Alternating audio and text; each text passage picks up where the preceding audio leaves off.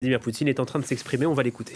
Nous avons signé des accords et ces accords qui ont été signés avec les républiques populaires de Donetsk et de Lugansk comprenaient notamment une disposition qui disait qu'il fallait qu'on apporte une aide militaire, entre autres, à ces républiques. Car en cas de conflit, nous laissons comprendre qu'en cas de nécessité, le cas échéant, nous serons à la hauteur de nos engagements. Bonjour, agence TASS, Véronique Tchotkina. Au sujet du Donbass, à toute évidence, l'Ukraine ne veut pas reconnaître la souveraineté des républiques populaires de Donetsk et de Lugansk. Ils ne sont pas contents que nous, on ait reconnu leur souveraineté. Qu'est-ce que vous dites? Eh bien, je dis que Kiev, l'Ukraine, ne reconnaît pas les républiques populaires de Donetsk et de Lugansk en tant qu'entité souveraine et que l'Ukraine n'est pas contente de voir notre décision. Suite à cela, est-ce que vous voyez des perspectives pour améliorer les relations entre Moscou et Kiev? Que Moscou devrait faire et que Kiev devrait faire pour y arriver? Vous savez, ce sont des questions dont nous avons parlé pendant des heures lors des rencontres avec nos partenaires européens et puis avec les Américains également. Nous en avons parlé à de nombreuses reprises. Je ne l'avais pas dit publiquement, je crois, mais je vous le dirai. Et si la question est posée, que devrait être fait des deux côtés ou du côté de Kiev pour que nous puissions penser que la situation est réglée à long terme pour la perspective historique et pour que nous puissions vivre tranquillement en paix et qu'il ne s'agisse pas de conflits et d'autant plus de conflits militaires. Eh bien, je dévoilerai le secret, mais il n'y a rien de secret. Après tout, ce qu'il faut reconnaître, c'est qu'il faut reconnaître la volonté exprimée par les gens qui vivent à Sébastopol et en Crimée. Pourquoi, quand ils ont exprimé leur volonté, c'était moins bien que ce qui s'était passé au Kosovo? Il n'y avait rien de moins bien. Mais là-bas, la décision a été prise par le Parlement. Ici, la décision a été prise par le référendum populaire. Je voudrais souligner une fois de plus que personne ne pouvait forcer les gens à venir et exprimer leur volonté dans les bureaux de vote en mettant un pistolet à leur tempe. Pas du tout. Ils sont venus de leur propre gré et ils ont exprimé leur volonté. Et ceux qui en débattent ou le contestent doivent reconnaître qu'il s'agit du plus haut niveau de démocratie. C'était un référendum populaire. Deuxièmement, nous voyons qu'il y a des discussions avec Washington, l'OTAN et la Russie. Nous sommes contre l'adhésion de l'Ukraine à l'OTAN, car ceci représente une menace pour nous. Et j'ai présenté à de nombreuses reprises des arguments pourquoi. Je l'ai fait dans cette salle. Eh bien, nous devons comprendre, et nous entendons notamment dans les capitales occidentales en parler, que la meilleure solution de cette question serait, pour que nos collègues à l'Occident ne perdent pas la face, comme on dit, c'est que les autorités ukrainiennes aujourd'hui refusent d'elles-mêmes, renoncent à leur adhésion future à l'OTAN, les autorités ukrainiennes mettent en place l'idée de statut neutre de leur pays.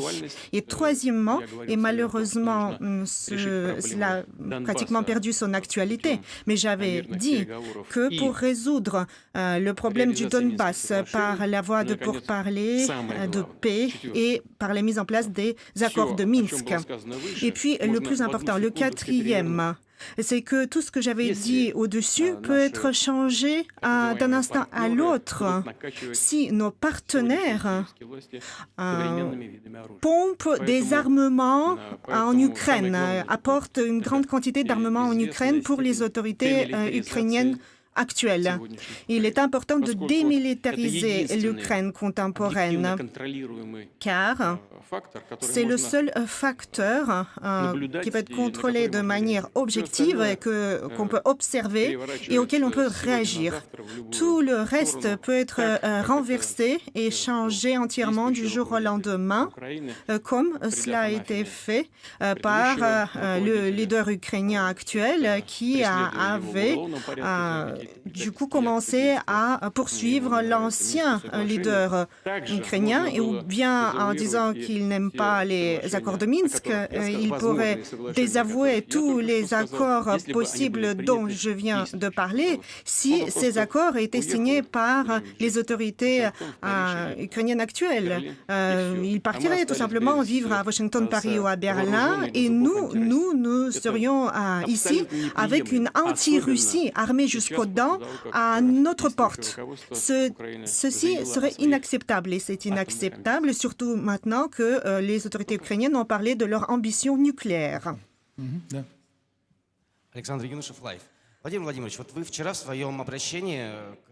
Hier, Monsieur le Président, vous vous êtes adressé aux Russes, aux citoyens russes, et vous avez mentionné les paroles de Zelensky qui disait que l'Ukraine pourrait à nouveau avoir l'arme nucléaire. L'Ukraine pourrait de nouveau se joindre aux pays qui possèdent l'arme nucléaire. Est-ce que c'est juste des paroles paroles vaines, ou c'est une probabilité tout à fait actuelle? Je viens d'en parler. J'ai compris que ces paroles nous étaient adressées avant tout à nous, et elles ne sont pas tombées dans l'oreille d'un sourd. L'Ukraine, depuis l'Union soviétique, possède de nombreuses compétences nucléaires. Il y a plusieurs unités nucléaires et l'industrie nucléaire du nucléaire est bien développée. Il y a aussi des écoles qui formeraient des spécialistes. Il y a tout ce qu'il faut pour obtenir la solution au nucléaire plus rapidement que de nombreux autres pays qui devraient le faire à partir d'une page blanche, à partir de zéro. Ce n'est pas le cas de l'Ukraine. Donc, je ne vais pas répéter une fois de plus. La seule chose qu'il leur faut, c'est l'enrichissement de l'uranium. Mais ce système d'enrichissement, c'est une question purement technique. Ce ne représente pas un problème insoluble pour l'Ukraine. C'est assez facile à résoudre. Et en ce qui concerne les vecteurs, eh bien, j'en ai parlé. Il y a des anciens missiles Tochka-U et leur portée, c'est 110 km. Hier, j'avais dit 100 km, mais en fait, c'est 110 km. Et ce n'est pas un problème, car il y a bien une usine Yuzhmash qui préparait, qui fabriquait des missiles intercontinentaux balistiques pour l'Union soviétique. Mais alors, quel est le problème? C'est que même si c'est l'arme nucléaire tactique qui apparaît en Ukraine, elle représente une menace stratégique pour nous. Et nous devons l'avoir à l'esprit, car si nous commençons par 110 km, nous pouvons ensuite aller très vite jusqu'à 300, 350 km, etc. Donc, Moscou serait à portée, elle serait à la portée de ces missiles, facile à atteindre, et c'est bien ce que nous avons compris, perçu, et nous devons et nous allons le prendre très au sérieux.